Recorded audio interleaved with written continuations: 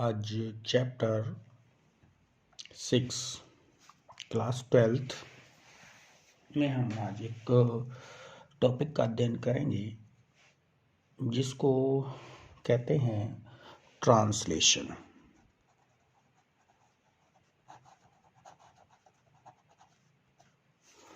इसको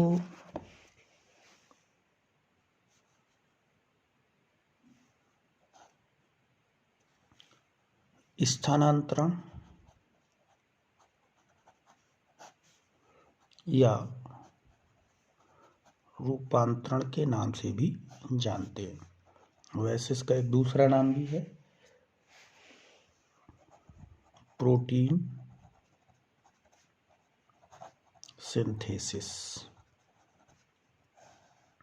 तो ट्रांसलेशन, स्थानांतरण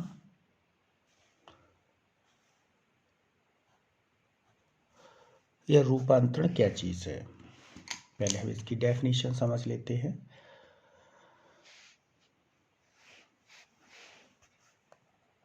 ये वह प्रक्रिया है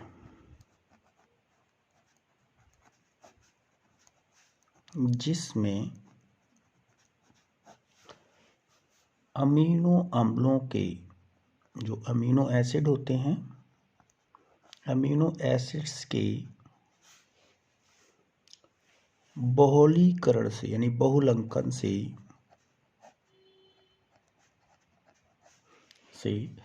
प्रोटीन की पेप्टाइड श्रृंखला का निर्माण होता है। प्रोटीन की पॉलीपेप्टाइड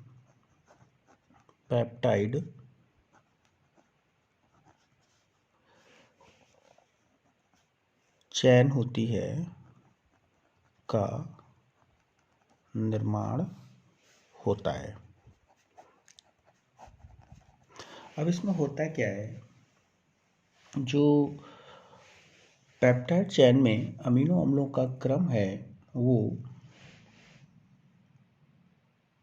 ये हो गया डीएनए।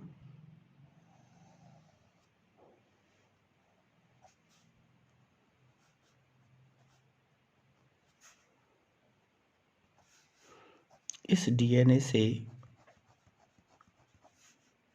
ट्रांसक्रिप्शन में बनता है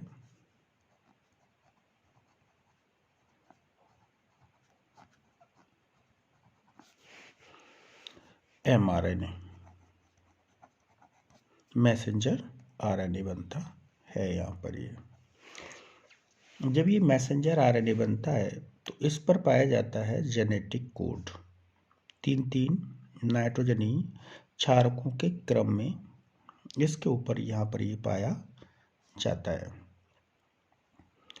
तो एमआरएनए पर स्थित ये जो नाइट्रोजनी क्षारकों का अनुक्रम है, यही पॉलीपेप्टाइड चैन में, पॉलीपेप्टाइड जो चैन होती है, पॉलीपेप्टाइड चैन में अमीनो अम्लों के क्रम का निर्धारण करता है। जैसे यहाँ पर मान लीजिए है AUG, दूसरा है UUU या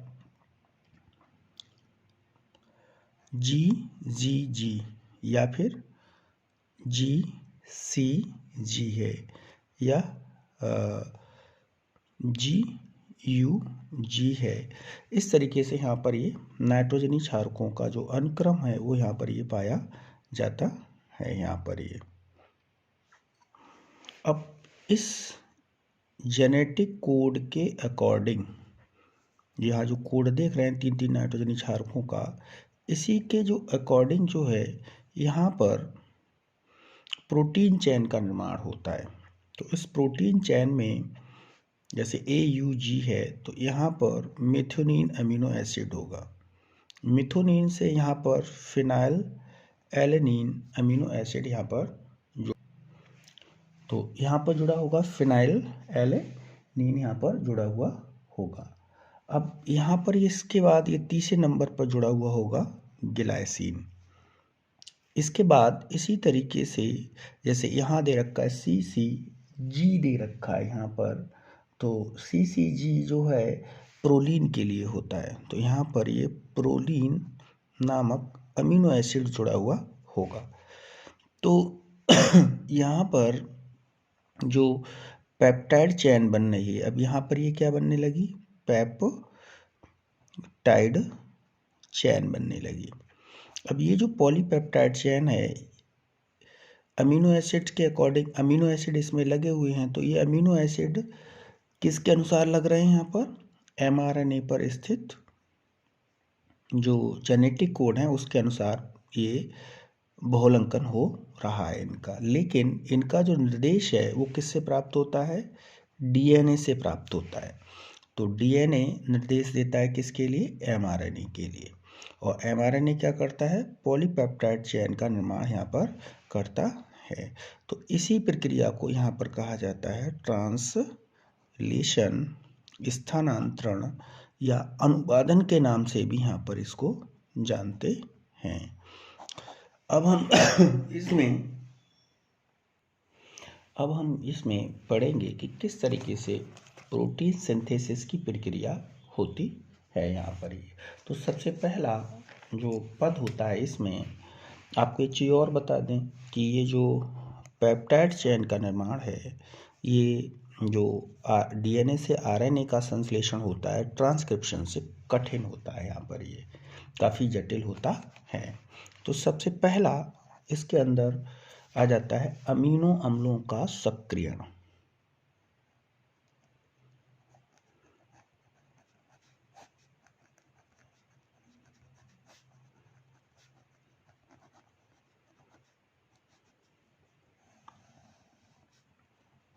देखिए इस प्रक्रिया में क्या होता है, इसको बोलते हैं activation of amino acid, activation of amino acid कहते हैं यहाँ पर ये। तो इस प्रक्रिया में यहाँ पर सबसे पहले जो अमीनो एसिड होते हैं, जैसे कोशिका साइटोप्लाज्म में है, तो वो अमीनो अम्ल जो है एटीपी से एएमपी लेकर खुद सक्रिय हो जाते हैं। तो यहाँ पर ये हो गया अमीनो एसिड। अब ये जो अमीनो एसिड है ये एटीपी के साथ बाइंड होगा, क्योंकि एटीपी एनर्जी देता है। एटीपी के साथ जब ये बाइंड होता है तो यहाँ पर एक एंजाइम काम करता है जिसको बोलते हैं अमीनो एसिड आरएनए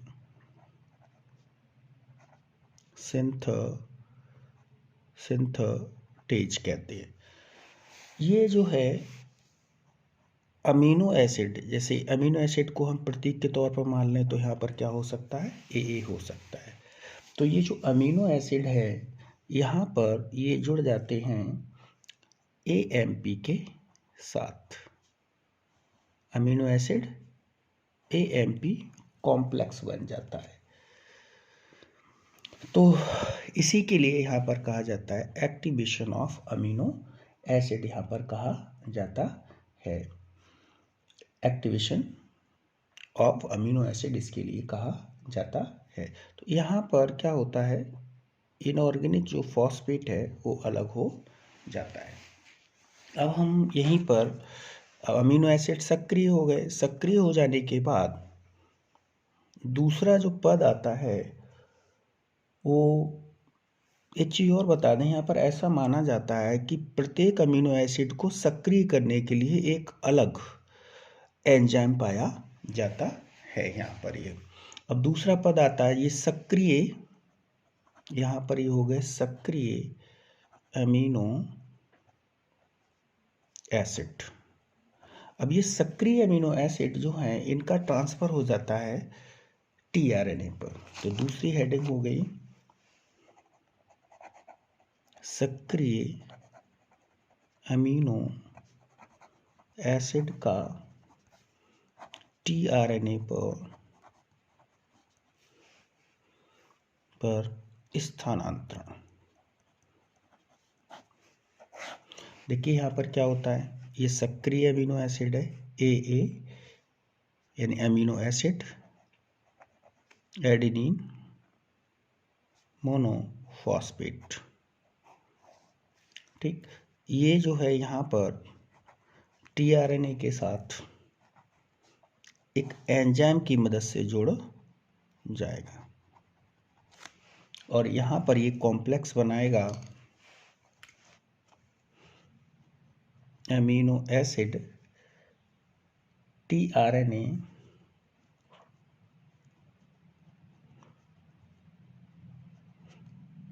कॉम्प्लेक्स बना देगा यहाँ पर ये। तो इस प्रकार से जो अमीनो एसिड हैं वो टीआरएनए पर यहाँ स्थानांतरित हो जाते हैं। यहाँ पर ये टीआरएनए का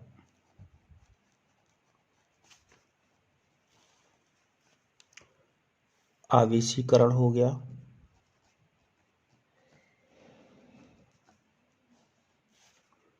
यानी टीआरएनए के साथ अमीनो एसिड जुड़ गया। इसको हम बोलते हैं टीआरएनए का आवेशीकरण, या फिर हम इसके लिए कहते हैं टीआरएनए अमीनो एसिलेशन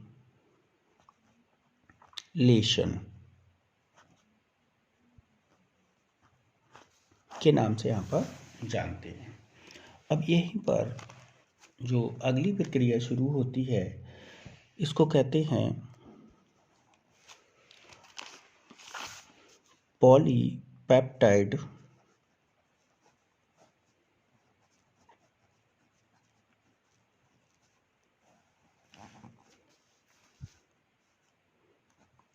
का प्रारंभन। देखिए पॉलीपेप्टाइड के प्रारंभन में क्या होता है, यहाँ पर ये होता है mRNA 5'3, यानी कि इसकी जो दिशा है वो 5 से 3 होती है। अब जहाँ से प्रोटीन संश्लेषण स्टार्ट होना है वहाँ पर एक कोड होता है, जेनेटिक कोड, जिसको बोलते हैं AUG। तो पहला जो कोड है वो AUG यहाँ पर होना ज़रूरी होता है, जहाँ से प्रोटीन संश्लेषण होता है। अब यहाँ पर क्या होता है, सबसे पहले इस स्थान पर एक राइबोसोम की एक छोटी इकाई होती है जिसको बोलते हैं स्मॉल यूनिट कहते हैं ये। तो स्मॉल यूनिट जो है यहाँ पर आपको बताएं कि एक कारक होता है, उस कारक के कारण ये सक्रिय हो जाती है, जिसको बोलते हैं हम यहाँ पर इनिशिएशन फैक्टर 3 कहते हैं। तो इस इनिशिएशन फैक्टर 3 के कारण ये सक्रिय हो जाती है और यही यूनिट आकर इस AUG वाले जो प्रारंभन कोडान का काम करता है और मिथियोनिन के लिए भी कोडित करता है, उसके साथ आके जुड़ जाती है यहाँ पर ये। तो अब ये इसके साथ जुड़ गई। इसके बाद यहाँ पर क्या होता है आपको, अब यहाँ पर बन गया एक कॉम्प्लेक्स। इस कॉम्प्लेक्स को बोलते हैं IF3 इनिशिएशन फैक्टर 3 30S, क्योंकि अगर हम प्रोकार्योटिक की बात करें तो इस छोटी इकाई को बोलेंगे 30S।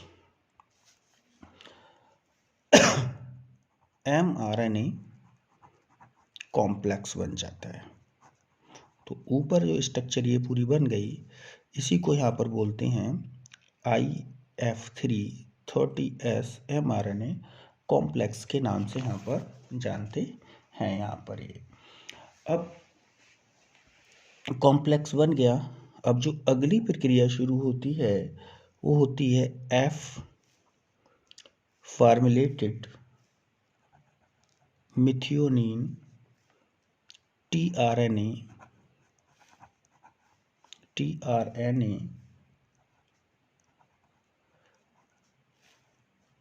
का जो अभी ये कॉम्प्लेक्स बना है जिसको हम बोलेंगे IF3 30S आरएनए के साथ बंधन। अब जो टीआरएनए पीछे बन चुका था, जिसको हमने प्राप्त किया था, वो अब यहाँ पर आके इसका जो AUG कोडॉन है उसके साथ आके यहाँ पर ये जुड़ेगा। तो यहाँ पर जो टीआरएनए है वो कुछ इस तरीके से होता है, जैसे ये मान लीजिए हमने बना दिया टीआरएनए। अब ये जो टीआरएनए है, इस टीआरएनए पर जुड़ा होगा अमीनो एसिड, जिसको बोलेंगे एफ मिथ्योनिन, फॉर्मुलेटेड मिथ्योनिन कहेंगे यहाँ पर ये। अब यहाँ पर जो कोड होगा ये इसका उल्टा होगा, यानी कि UAC होगा। अब यहाँ पर क्या होता है, सबसे पहले यहाँ एक कारक आके जुड़ जाता है इसके साथ। उस कारक को बोलते हैं IF2 कहते हैं, इनिशिएशन फैक्टर 2, जो कि प्रोटीन संश्लेषण को शुरू करने के लिए होता है। इसके अलावा यहाँ पर एक और कारक आके जुड़ जाता है, ये जिसको बोलते हैं यहाँ पर GTP, ग्वानिन ट्राइफॉस्फेट कहते हैं। तो ये यहाँ पर आके एक तरीके से यहाँ पर ये जो टीआरएनए है कॉम्प्लेक्स जो है वो यहाँ तैयार हो जाता है। अब क्या होता है, यहाँ पर ये जो mRNA है, मैसेंजर आरएनए है, इसका सबसे पहला जो कोडॉन होगा वो होगा AUG, मान लीजिए है यहाँ पर ये। दूसरा है U कोडॉन है यहाँ पर ये। अब इसके साथ ये जुड़ चुका है small unit.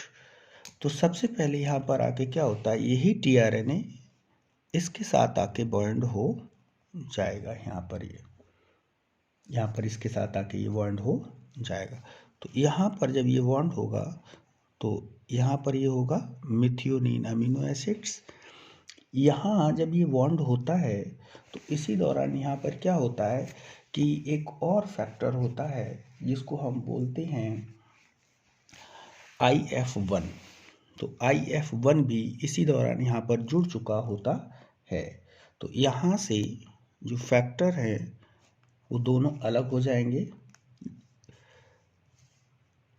IF1, IF2, IF3, ये जो फैक्टर होते हैं वो यहाँ से अलग हो जाते हैं यहाँ पर ये। तो IF3 जो है यहाँ जुड़ चुका था पहले, और IF2 जो है वो ये है। अब जब ये टीआरएनए इसके साथ जुड़ता है तो ये वाला जो IF2 है, ये भी जो फैक्टर है ये भी अलग हो जाता है यहाँ पर ये। तो इनके बीच में यहाँ पर ये बॉन्ड बन जाएगा। अब क्या होता है, यहाँ पर जो राइबोसोम की बड़ी इकाई है वो इसके साथ आके बॉन्ड कर जाती है। तो अब यहाँ बन गया राइबोसोम, ये स्मॉल यूनिट है, ये लार्ज यूनिट है। तो राइबोसोम mRNA कॉम्प्लेक्स बन गया। अब आप यहाँ पर अगर देखेंगे तो जहाँ ये मिथ्योनिन जुड़ा हुआ है, ये वाली साइट ये, और एक ये वाली साइट हो गई यहाँ पर ये, तो इस वाली साइट को बोलते हैं P साइट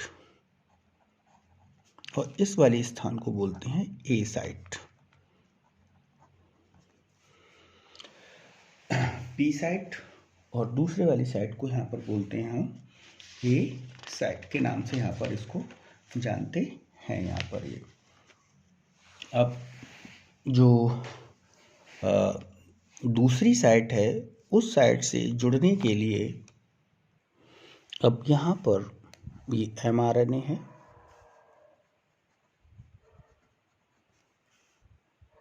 और इस mRNA से यहाँ पर ये जुड़ी हुई है स्मॉल यूनिट राइबोसोम की, और इसके साथ ये जुड़ गई यहाँ पर लार्ज यूनिट। अब इसके साथ यहाँ पर एक टीआरएनए आके जुड़ चुका था AUG से, और इसके साथ यहाँ पर लगा हुआ था फॉस्फोरेटेड मिथियोनिन।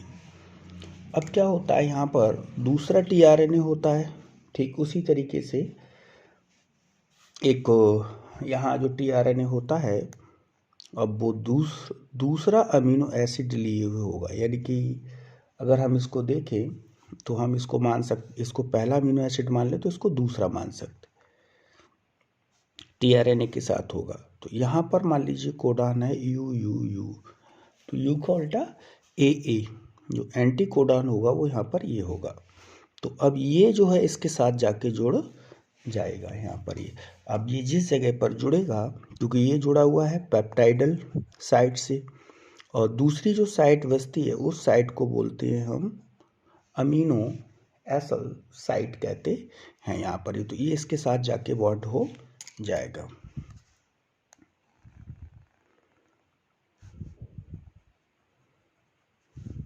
और यहाँ पर अब अमीनो एसिड होगा यहाँ पर A2।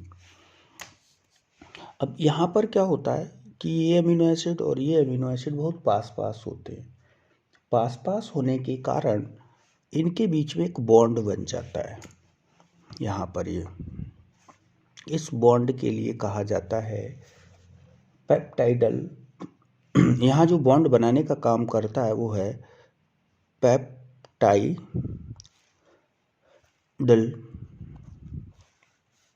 ट्रांसफेरेंस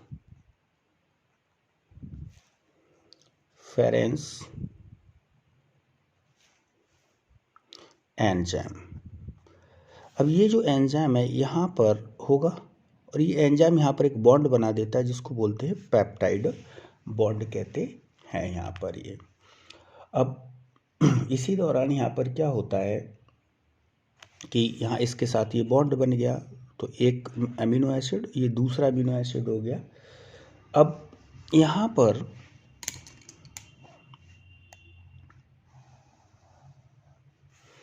जो राइबोसोम है वो खिसक कर आगे की तरफ चलना शुरू कर देगा। अब यहाँ पर अगर देखेंगे तो जो प्रक्रिया है वो हमें कुछ इस तरीके की मिलेगी। यहाँ पर ये दूसरा टीआरएनए ये हो गया, यहाँ पर हो गया A2, इसके पेप्टाइड बॉन्ड से जुड़ा हुआ हो गया F मिथियोनिन हो गया। अब यहाँ पर जो लगा रह गया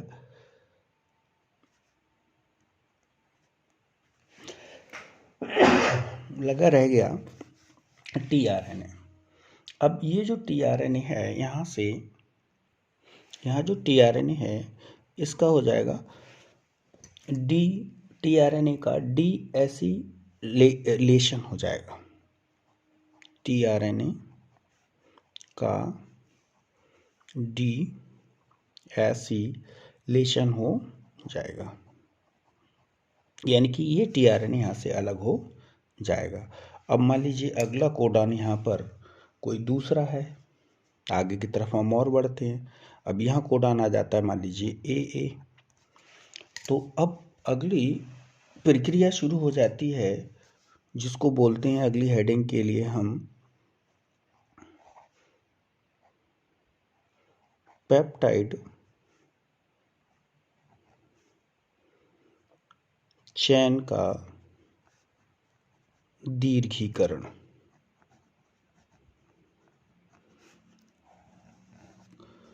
तो दीर्घीकरण की प्रक्रिया में क्या होता है, तो अब ये तो बाहर चला जाएगा टीआरएनए, तो AUG यहाँ आ गया, दूसरा हो गया UUU, तीसरा हो गया AAA, ऐसे। तो अब ये हो गई यहाँ पर स्मॉल यूनिट और ये हो गई यहाँ पर लार्ज यूनिट। अब इस प्रक्रिया में यहाँ पर क्या होता है, क्योंकि जब इसको अलग किया जाता है तो यहाँ पर भी एनर्जी की आवश्यकता होती है यहाँ पर ये, तो ये एनर्जी जो है वो GTP के रूप में यहाँ पर खर्च होती है। अब क्योंकि ये वाली जो साइड थी यहाँ पर P साइड थी ये वाली, और ये वाली जो साइड थी वो यहाँ पर A साइड थी। अब ये जो A साइट है वो P साइट में चेंज होगी, तो अगली जो प्रक्रिया है पॉलीपेप्टाइड चेन के दीर्घीकरण में ए साइट से पी साइट का स्थानांतरण कहलाता है यहाँ पर ये। तो ए साइट से पी साइट के स्थानांतरण में क्या होता है कि अभी जो अमीनो एसिड है वो यहाँ आ जाएगा, अब फिर से यहाँ पर ए साइट जो है वो खाली हो जाएगी। अब यहाँ जो टीआरएनए है, जो एक जिसका एक्टिवेशन हो चुका है टीआरएनए का, वो यहाँ पर पहले से ही तैयार होगा।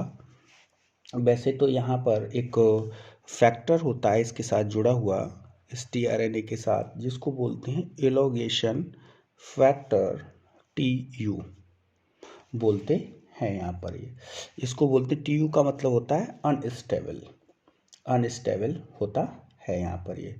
तो यहाँ पर ये इसके साथ में एक कॉम्प्लेक्स और जुड़ जाता है जाके,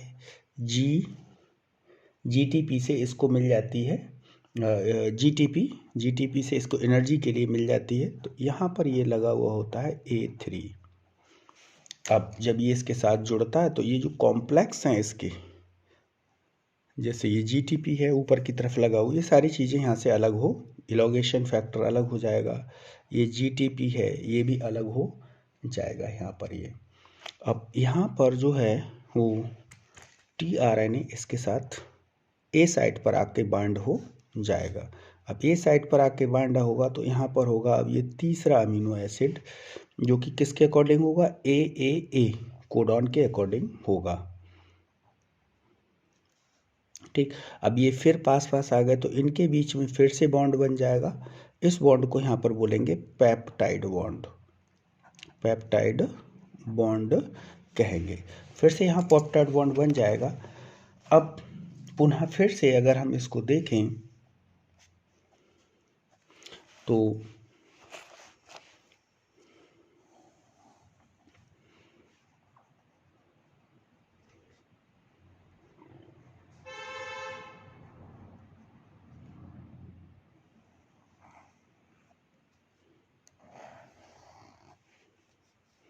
अब यहाँ पर केवल टीआरएनए रह जाएगा। ये दूसरी तरफ यहाँ पर अगर हम देखें तो जो टीआरएनए इसके साथ लगा हुआ होगा उसके ऊपर यहाँ लगा हुआ होगा A3, A2 और मिथियोनिन, ये लगा हुआ होगा। अब ये जो टीआरएनए है, इस टीआरएनए को भी कहाँ कर दिया जाएगा, बाहर कर दिया जाएगा। इसको भी हम यहाँ पर क्या बोलेंगे, टीआरएनए का डीएसिलेशन कहेंगे। तो टीआरएनए का डीएसिलेशन हो जाएगा, ये चला जाएगा बाहर। अब इसी तरीके से ये जो आरएनए है, वो राइबोसोम है, वो आगे की तरफ बढ़ जाएगा। मान लीजिए अगला कोड है यहाँ पर जेनेटिक कोड CCA, तो ये चला जाएगा CC के पास। देखिए यहाँ पर क्या होगा,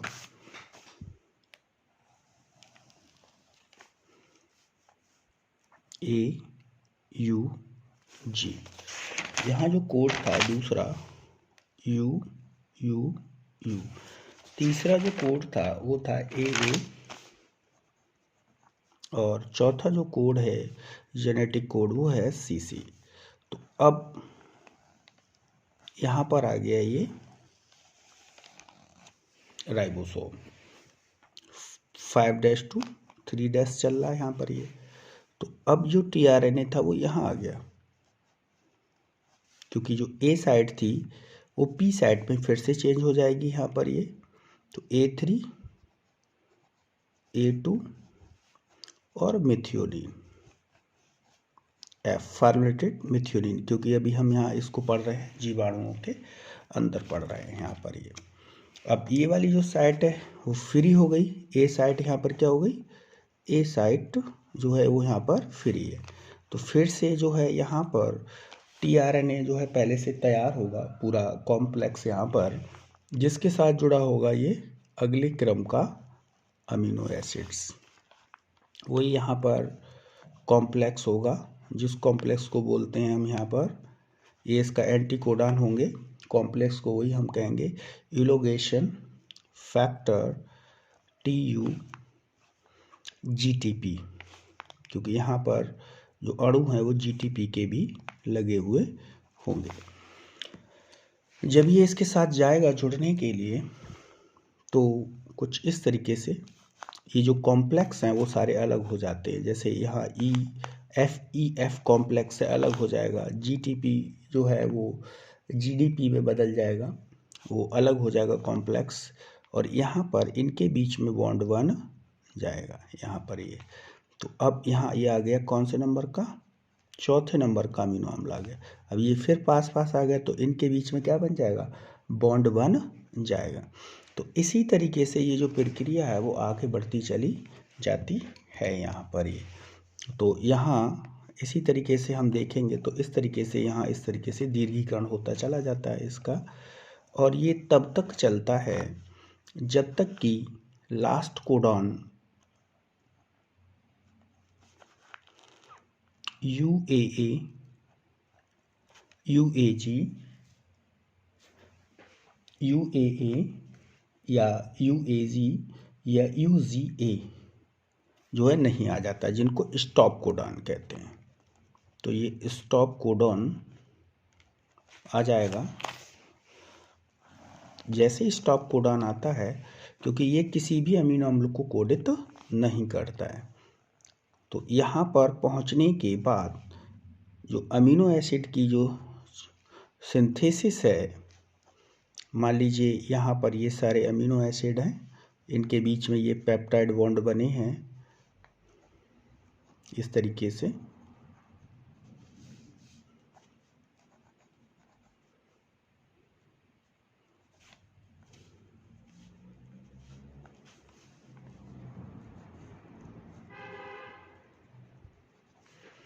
ठीक, तो स्टॉप कोडॉन आते ही यहाँ पर क्या होता है, ये किसी भी अमीनो अम्ल को कोडित नहीं करता है। तो यहाँ पर आकर इसका शुरू हो जाता है समापन, टर्मिनेशन।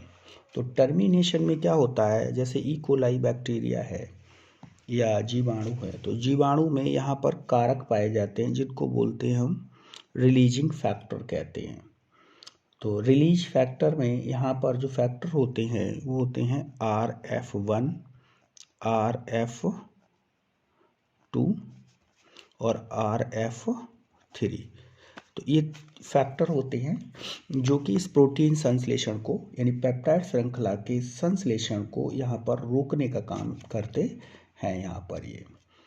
अब यहाँ पर क्या होता है, जो RF2 कॉम्प्लेक्स होता है ये वाला, ये दो कॉम्प्लेक्स होते हैं, जैसे जिन्हें हम बोलते हैं RF1 और दूसरा होता है RF2। ये RF1 और RF2 को सक्रिय कर देते हैं। अब इनके सक्रिय हो जाने के कारण ये जो प्रोटीन संश्लेषण है वो यहाँ पर रुक जाता है। यहाँ पर ये जब ये प्रोटीन संश्लेषण रुक जाता है तो यहाँ पर जो mRNA है वो अलग हो जाएगा और राइबोसोम की यूनिट अलग हो जाएंगी और प्रोटीन की जो चेन है वो अलग हो जाएगी। तो यहाँ पर प्रोटीन की जो चेन है वो कुछ इस तरीके से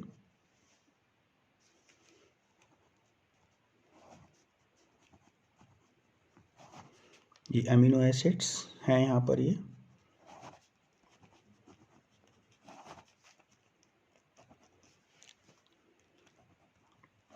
एक अमीनो एसिड की जो चेन है वो यहाँ पर मिल जाएगी, जिसको बोलेंगे पेप्टाइड चेन कहेंगे। ये अलग हो जाएगी। mRNA यहाँ पर क्या होगा, अलग हो जाएगा। प्रोटीन संश्लेषण खत्म होने के बाद यहीं पर अगर हम देखें तो जो आपको बताएं कि जो राइबोसोम आपस में जुड़े हुए थे तो इनकी जो यूनिट है वो दोनों ही अलग अलग हो जाएंगी। लार्ज यूनिट अलग हो जाएगी और स्मॉल यूनिट अलग हो जाएगी। तो लार्ज यूनिट को अलग करने, ये लार्ज है और ये स्मॉल यूनिट है, दोनों यूनिट को अलग करने के लिए यहाँ पर एक फैक्टर काम करता है जिसको बोलते हैं IF2 कहते हैं।